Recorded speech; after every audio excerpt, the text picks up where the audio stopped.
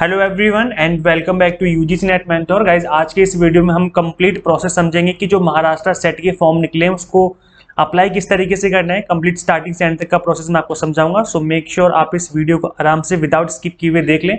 वैसे आपको नहीं पता कि महाराष्ट्र सेट क्या है, कौन कौन एलिजिबल है, फॉर्म की फीस कितनी है और एग्जाम सेंटर कहाँ पर है, तो इस वीडियो को देख लेना। इसका लिंक आपको दे दूंगा वैसे इस वीडियो के डिस्क्रिप्शन बॉक्स में। अदरवाइज आप इस हमारे चैनल पे विजिट करके भी इस वीडियो को देख सकते हो, जिसमें मैंने आपको कंप्लीट बेसिक से बताया था कि कौन कौन से सब्जेक्ट अवेलेबल हैं, एग्जामिनेशन फीस कितनी है और कौन कौन अप्लाई कर सकते हैं। सो आप इस वीडियो को एक बार जरूर गो थ्रू कर लेना।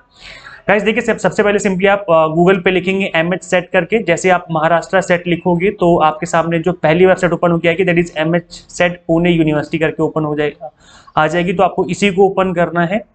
तो मैं इसको ओपन कर लेता हूं और जैसे आप इसको ओपन करेंगे आपके सामने कुछ इस तरीके से यूजर इंटरफेस आ जाएगा वेबसाइट का। यहाँ पे आप देखेंगे पब्लिक नोटिस गिवन है और इसके अलावा यहाँ पर अप्लाई नाउ वाला जो है वो लिंक भी गिवन है। तो आप अप्लाई नाउ वाले लिंक पे क्लिक करेंगे हम लोग और इसको आगे कंटिन्यू करेंगे। सो मैं अप्लाई नाउ पे क्लिक करता हूँ। यहाँ पे आपको दिख रहा है enter user name and password. अब अगर क्योंकि मैं पहली बार रजिस्ट्रेशन कर रहा हूँ तो मेरे पास ना तो यूजर नेम है ना पासवर्ड है, इसलिए मुझे यहाँ पर न्यू रजिस्ट्रेशन वाले लिंक पे क्लिक करना है। उसके बाद ही मैं आगे कंटिन्यू कर पाऊंगा। तो मैं इस न्यू यूजर रजिस्ट्रेशन पे क्लिक करूंगा तो मुझसे बोला जाएगा कि हाँ भाई आप क्या कंफर्म करते हो, क्या फॉर्म फिल कर रहे हो, जो कि 26 मार्च को होने वाला है। तो मैं ओके कर दूंगा और ऑब्वियसली बात है भाई मैं आया इस वेबसाइट पे इसीलिए मुझे फॉर्म फिलिंग करनी है। देन उसके बाद यहाँ पर आपसे पूछा जाएगा कि आपको बताया जाएगा, कुछ इन्फॉर्मेशन बोली जाएगी दैट इज की जो आपको अपनी ईमेल आईडी एकदम करेक्ट देनी है जो कि एक्टिव हो, बिकॉज उस पर OTP वगैरह आएगा और जो आपका ईमेल आईडी होगी वही आपका यूजर नेम बन जाएगा। इसलिए ध्यान से डालना ईमेल आईडी इन पासवर्ड। और पासवर्ड डालने टाइम पर आपको A to Z एक कैपिटल लेटर का यूज करना है, नंबर का यूज करना है, करेक्टर का यूज करना है, स्पेशल करेक्टर का यूज करेंगे। उसके बाद आपका पासवर्ड क्रिएट हो पाएगा और बाकी चीजें जो है आपको यहाँ पर आपको पढ़ लेनी है, एक बार खुद से भी गो थ्रू कर लेना है चीजों को। मैं यहाँ पे new continue to user registration करता हूँ।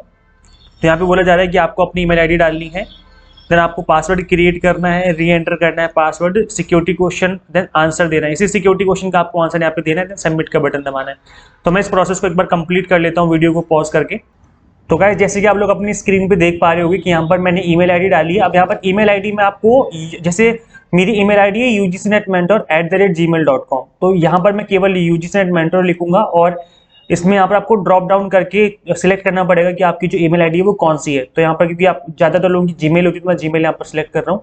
आपको पासवर्ड में याद रखना कि एक कैपिटल लेटर होना चाहिए, लाइक ABCD वाला जो होता है ना कैपिटल लेटर, इसमें से कोई एक लेटर ले लेना A से Z के बीच में, A to Z के बीच में। देन उसके बाद कोई नंबर लेना 1 2 3 4 5 6 इस तरीके से। देन उसके बाद आपको $, या इस तरीके से कोई एक साइन सिंबल ले लेना। तो आपका जो पासवर्ड है वो क्रिएट हो जाएगा, अदरवाइज आपका पासवर्ड क्रिएट होने में प्रॉब्लम क्रिएट होगी। सिक्योरिटी क्वेश्चन में पूछा गया कि who is your favourite sportsman. तो आप यहाँ पर बहुत सारे क्वेश्चन गिवन है, आप कोई सा भी क्वेश्चन सिलेक्ट कर लेना। मैंने यहाँ पर फेवरेट स्पोर्ट्स पर्सन में MS धोनी का नाम डाल दिया है। तो इनकेस अगर मैं फ्यूचर में पासवर्ड भूल जाऊंगा तो मुझसे सिक्योरिटी क्वेश्चन का आंसर मांगा जाएगा, जो कि आपको आंसर याद रखना है।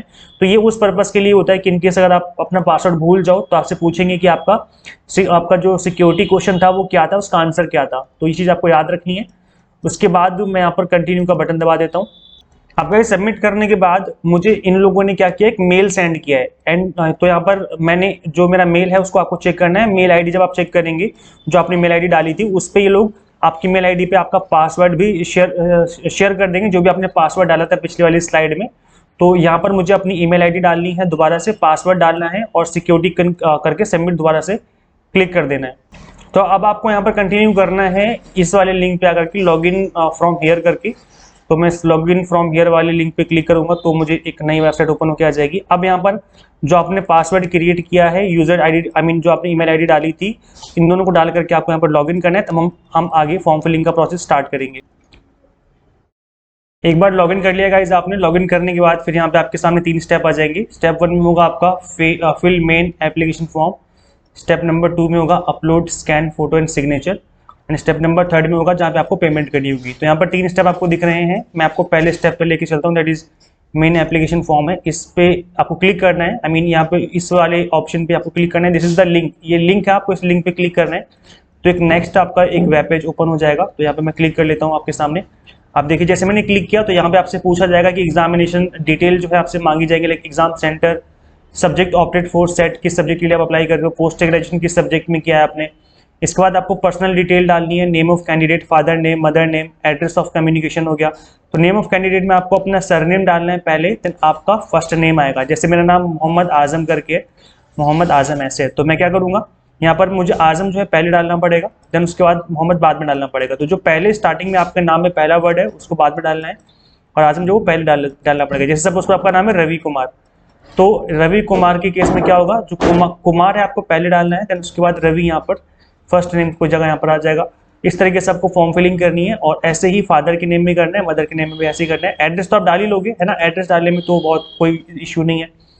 तो मैं यहाँ पे आपके सामने ड्रॉप डाउन करूंगा, और यहाँ पे मैं चूज करूंगा, सपोज करो मुझे मुंबई में जाना है एग्जाम देने के लिए, या मुंबई के अलावा आप देख सकते हैं जहाँ पे भी आप कंफर्टेबल हो, जिस भी स्टेट आई मीन जिस भी शहर में आप एग्जाम देना चाहते हो, तो वहाँ का जो है यहाँ पे डाल सकते हो आप एग्जाम देने के लिए।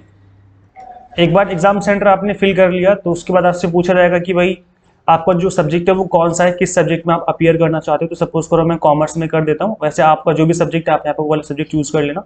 मैं यहाँ पर कॉमर्स कर रहा हूँ फिलहाल। और उसके बाद पोस्ट ग्रेजुएशन का सब्जेक्ट पूछा जाएगा, तो आपके सामने वही ऑप्शन आएगा जिस सब्जेक्ट में आप अपीयर कर रहे हो, तो कॉमर्स ही आएगा। इसके बाद यहाँ पे मैं नाम और एड्रेस वगैरह डाल के आपके सामने आगे कंटिन्यू करूंगा। तो थोड़ा सा मैं पॉज कर लेता हूँ तब तक वीडियो को।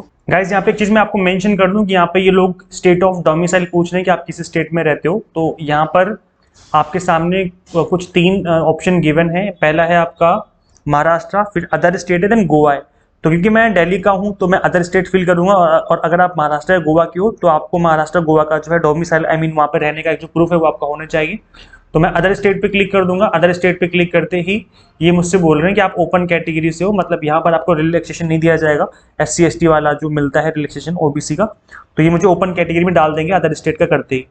इसके बाद ये बोलेंगे, पूछ रहे हैं are you an orphan candidate, तो मैं नो का ऑप्शन आ रहा है। और PWD कैटेगरीज दोनों भर देना आपको। अगर certificate regarding physical limitation in an examination to write, अगर आपको कोई दिक्कत है मतलब फिजिकल एग्जामिनेशन आप नहीं दे सकते तो आप यहाँ पर इस पर क्लिक कर देना। PWD कैटेगरी वाले स्टूडेंट्स की बात कर रहा हूँ मैं।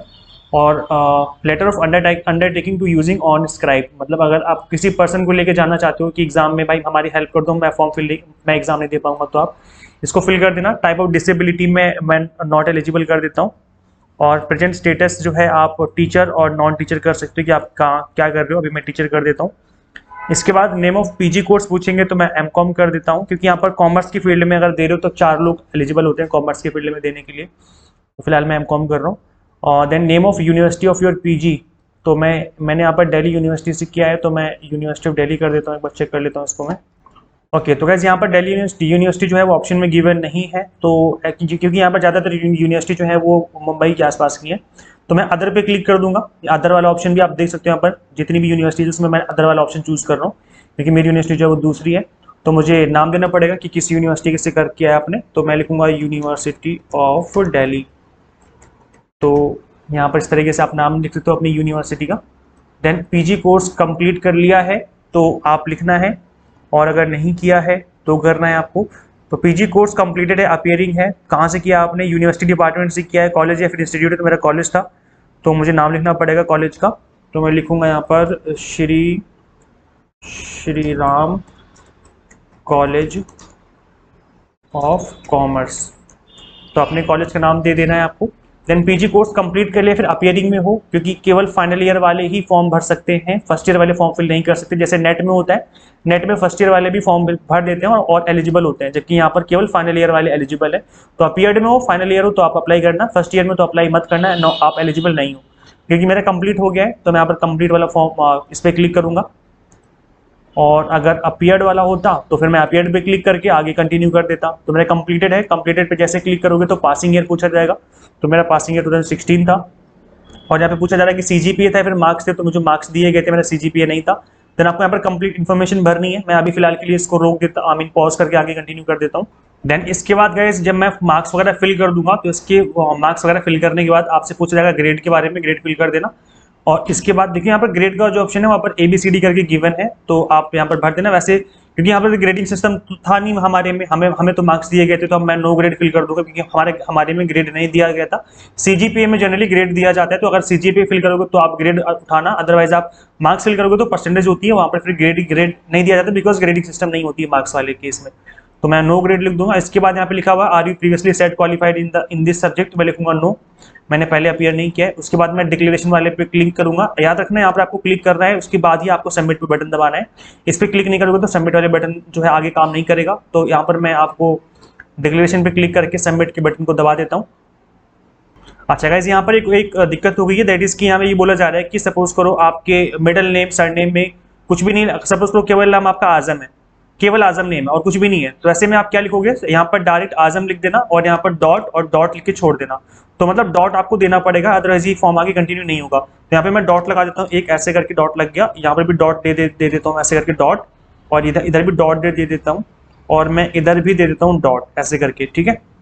तो इस तरीके से जो है आप यहाँ पर दे देना नाम। अब यहाँ पे मैंने डॉट दे दिया है, आप देख सकते हैं यहाँ पर तीनों में मैंने डॉट डाल दिया है। तो ऐसे में अब जो मेरा फॉर्म है वो सबमिट हो जाएगा, क्योंकि कंपलसरी फील्ड था। तो अब मैं यहाँ पर कंटिन्यू कर देता हूँ उसको सबमिट करके, और इसके बाद ये मुझसे पूछेगा कि आप कंटिन्यू कर रहे हो, मतलब आप सब कुछ ठीक है, कोई गलती तो नहीं करी, तो मैं ओके कर दूंगा। ओके करने के बाद मेरे सामने कुछ इस तरीके से एक विंडो ओपन होकर आ रही है, जहाँ पर मुझसे पूछा जाएगा कि आपकी फोटो और आपका यहाँ पर जो स्कैन सिग्नेचर है वो डालनी है, दो चीज़ें आपको डालनी है। तो याद रखना दोनों ही जो है जेपीजी में होनी चाहिए इमेज, और यहाँ पर आप देखेंगे कि इमेज की जो है 50 KB होनी चाहिए फोटो, और 50 KB से कम, और जो आपका सिग्नेचर है वो 30 KB के आसपास होना चाहिए। तो मैं दोनों को एक बार जल्दी से फटाफट से अपलोड कर देता हूँ वीडियो पॉज करके।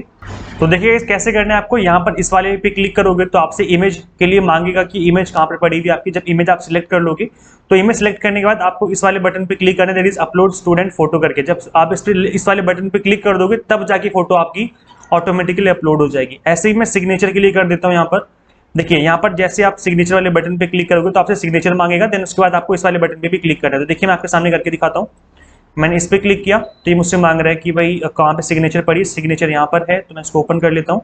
और आपने एक बार ओपन कर लिया तो ओपन करने के बाद आपको इस वाले बटन पे भी क्लिक करना है, तब जाके आपकी सिग्नेचर यहाँ पर अपलोड होगी। तो मैं इस वाले बटन पे क्लिक कर देता हूँ। जैसे मैंने क्लिक किया आप देखेंगे सिग्नेचर भी अपलोड हो चुकी है, ठीक ठाक, दोनों में कोई दिक्कत नहीं आई है। और अगर आपकी इमेज का साइज ज़्यादा या कम हो रखा है तो आप गूगल पर सिंपली लिखना इमेज साइज रिड्यूसर, क्या लिखोगे, इमेज साइज रिड्यूसर।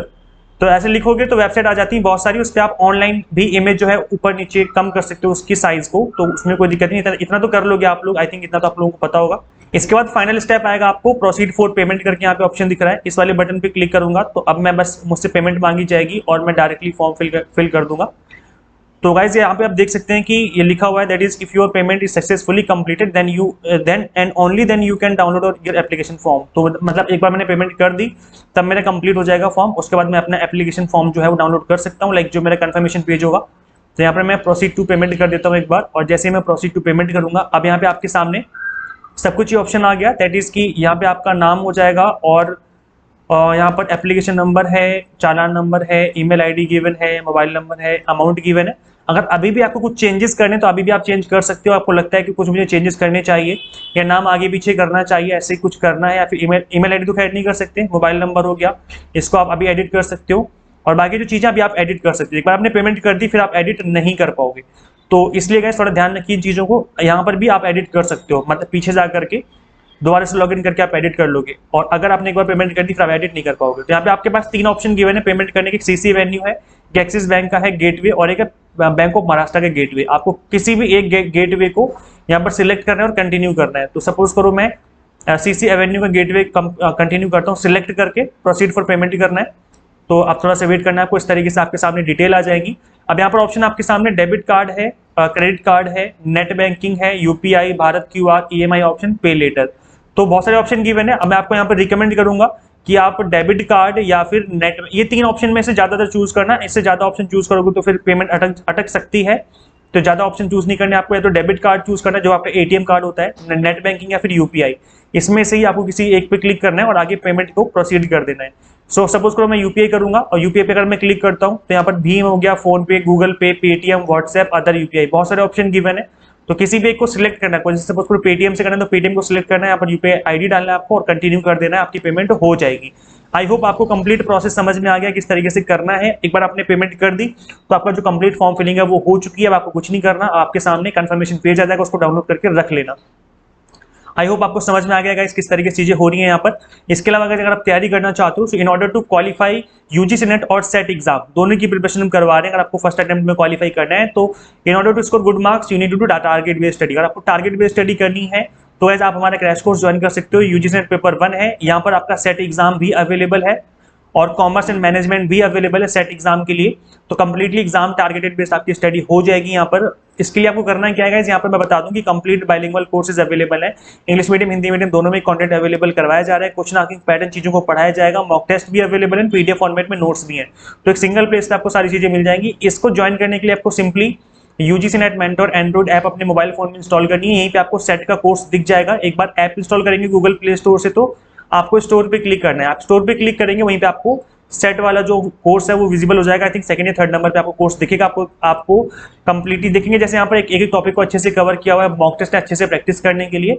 तो गाइस जितना अच्छे से प्रैक्टिस करोगे उतने अच्छे से चांस हो जाएंगे आपके एग्जाम क्वालिफाई होने के। सो फटाफट से इस ऐप को इंस्टॉल कर लो और अपनी प्रिपरेशन एग्जाम टारगेटेड पे स्टार्ट कर लो। इस वीडियो को ज्यादा शेयर जरूर कर देना तभी, ताकि बाकी सभी फ्रेंड्स को पता चले कि फॉर्म कैसे फिल करना है। तो शेयर जरूर कर देना वीडियो को। इस वीडियो में इतना गाइस, मिलते हैं नेक्स्ट वीडियो में। Till then keep watching UGC NET mentor. Thank you so much.